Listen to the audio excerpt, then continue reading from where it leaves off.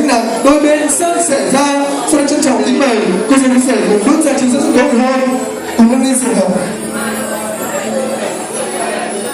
Bỏ tay ra để anh chụp. Vâng, anh chị bằng tay nhau. Vâng, xin cảm ơn em rất nhiều cùng tên.